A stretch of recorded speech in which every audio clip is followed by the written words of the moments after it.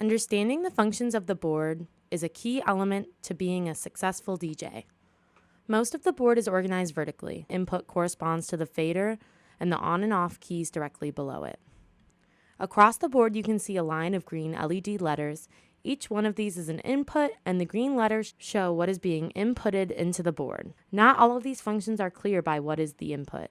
Mod 1 in the production room corresponds to the DAW on the KVM. The News PG input allows you to listen to what is going on in the newsroom, and RCA corresponds to the aux cord. Directly below each input is a fader. The fader controls the broadcasting volume as displayed on the VU meter. This does not correspond to the speakers overhead. The volume in the actual studio is controlled by the big knob on the bottom right of the board that says Control Room. Each fader is turned on and off by using the blue and white on and off buttons below the fader. Above each fader is a set of red and white buttons. The red button on the left says Q right below it. The Q button is used to preview inputs before putting them on the air. For example, if I press the Q button below the CD1 input after pressing play on the CD player, the Q speakers will begin playing CD1.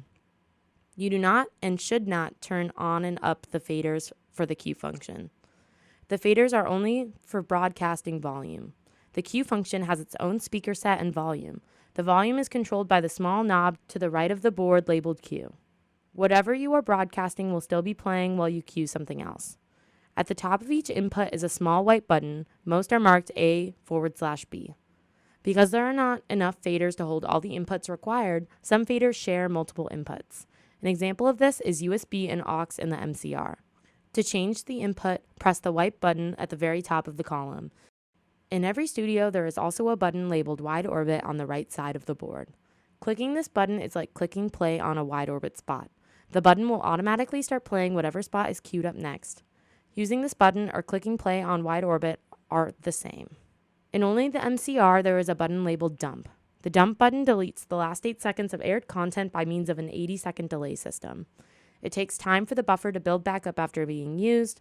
If you use it too many times in a row, the dump button will no longer glow, meaning the delay has been completely depleted. However, it should never reach this point. The A, B, C, and D buttons that are above every input and above the control room volume knob correspond to what channel everything is on. If you are trying to record something but cannot hear it, you should check to make sure the inputs and the speaker volume are all on the same channel. This will usually be channel A. If you are switching the second stream and the speaker volume was originally set to 91.1 FM, you will have to switch it to channel A to be able to hear what you're broadcasting. The buttons in the upper right corner of the board indicate if you're on air in the production and news studios if illuminated, and in the MCR indicate which stream is where. You can only switch the streams from the MCR and should only do so with an explicit purpose such as a second stream show or sports preemption. The top row corresponds with 91.1 FM, the main stream, and the bottom row corresponds with WMUA-X, the second stream. To switch to the stream, you select which room you want to switch it to, or auto, which stands for automation. If you are switching the stream to news or production, you should have something already playing in that room to avoid dead air.